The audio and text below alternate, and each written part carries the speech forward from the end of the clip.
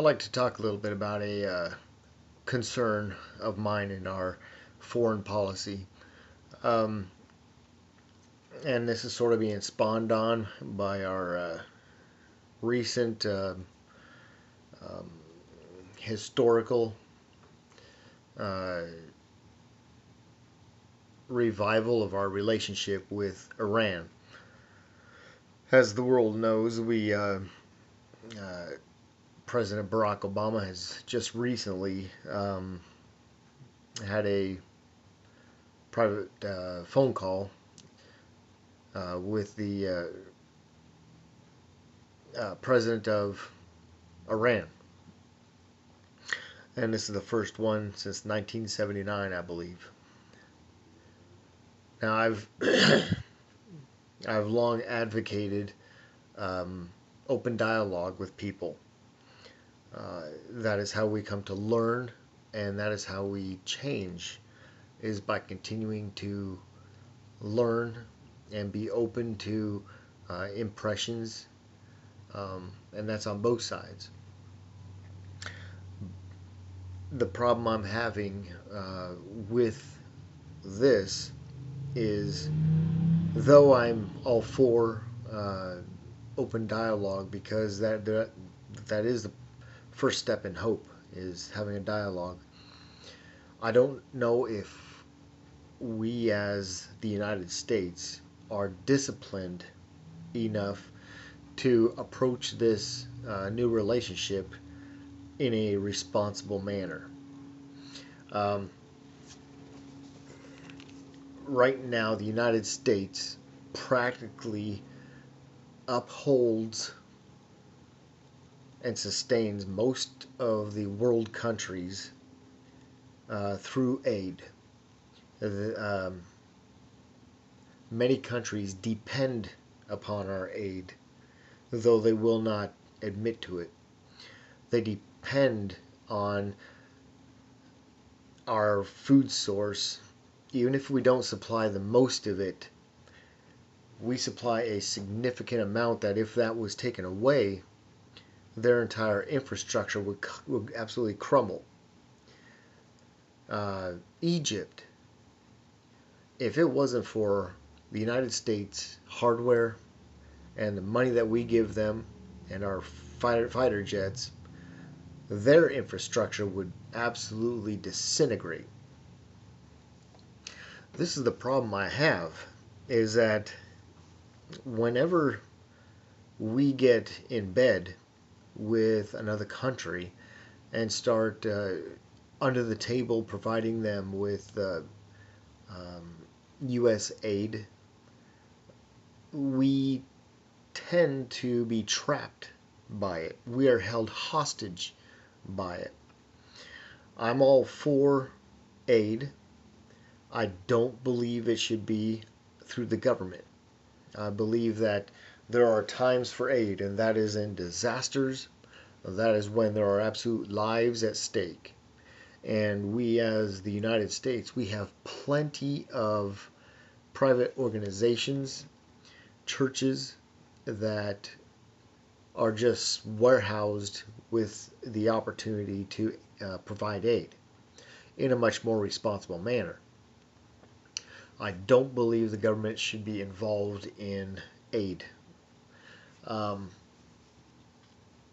We still supply Egypt, and we all know what they have done.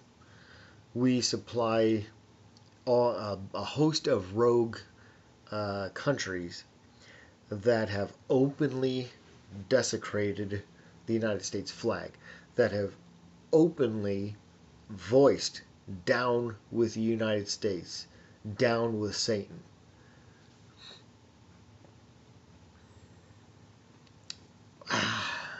How are we able to responsibly provide aid for these people when the people, when the people, even the responsible ones, aren't willing to make the effort to control their own internal affairs? And that's the problem I have with it, is that where does it stop? It doesn't stop. There are so many underhanded, dirty, corrupt bills and deals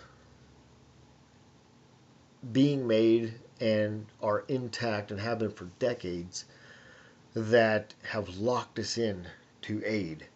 We will always be providing these people aid.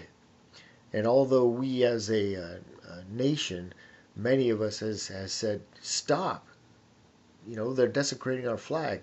Why are we sending these people fighter jets? Why are we sending these people weapons? And it's the most apparent choice that can possibly be made. Don't provide these people with aid. There comes a point when you need to allow the people of a given country, allow them the opportunity, though painful, to correct their own country.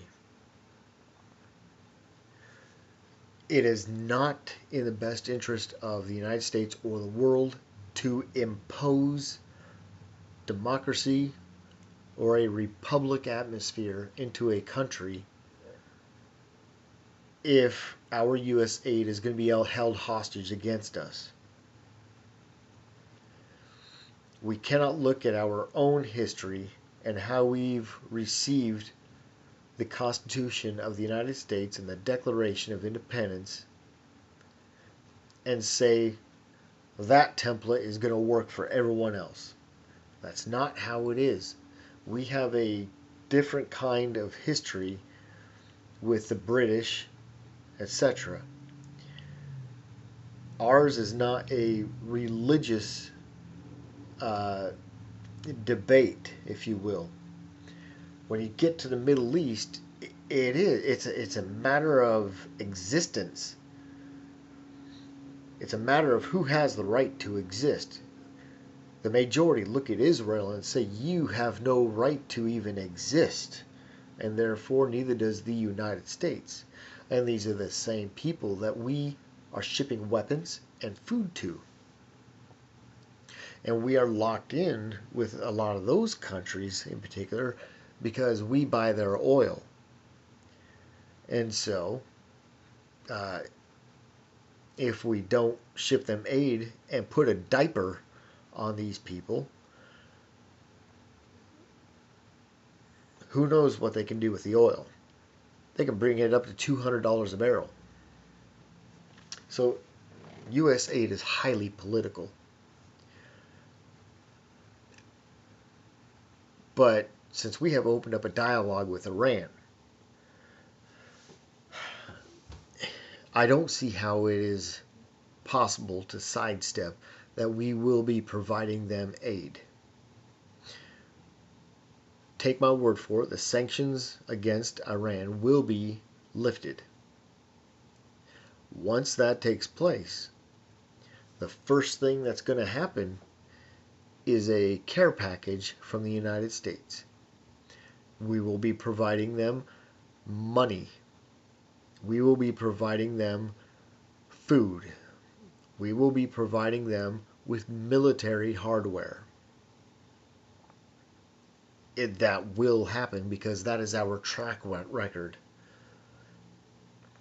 Any state that says, oh, poor me, we're having troubles. If you really want a relationship with us, we need aid. If you want to put a military base on our soil, we need aid. We also need the assurance that your men will protect us. And that's what's coming. And take my word for it, by and large, most of the countries in the Middle East do not have the same respect for human life and the dignity of their word as we do and most of the civilized world. They will accept your aid. They will accept your weapons. But their true agenda is to opportune through the utilization of your aid to destroy you. That is what's taking place. And so it just comes right back, and I'm going to round this off. It comes right back to allowing any country, allowing them to solve their own problems. Why? Because that's how they learn.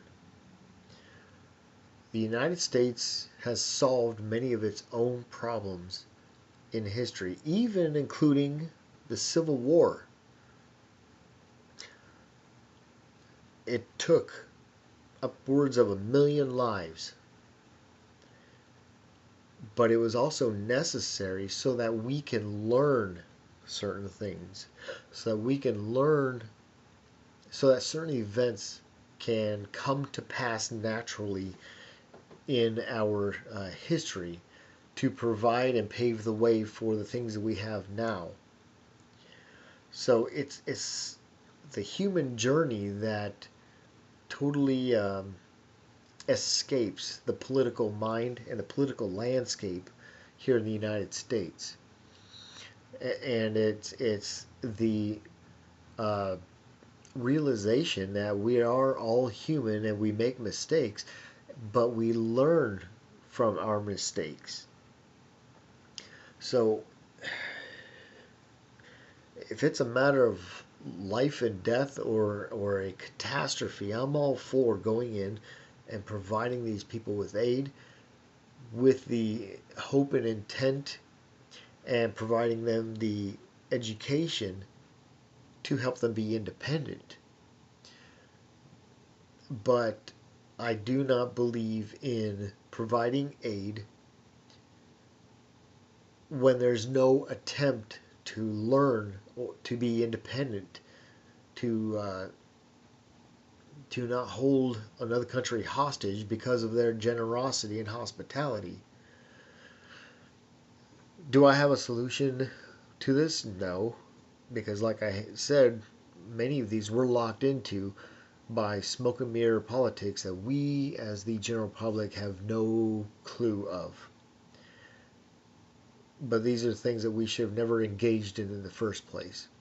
So I would urge the American public to be very watchful with this new relationship with Iran, and that's what has budded. Because I promise you the next step is that the sanctions will be lifted or even partially lifted. And the first thing that will happen is U.S. aid. When and if that happens, we're through.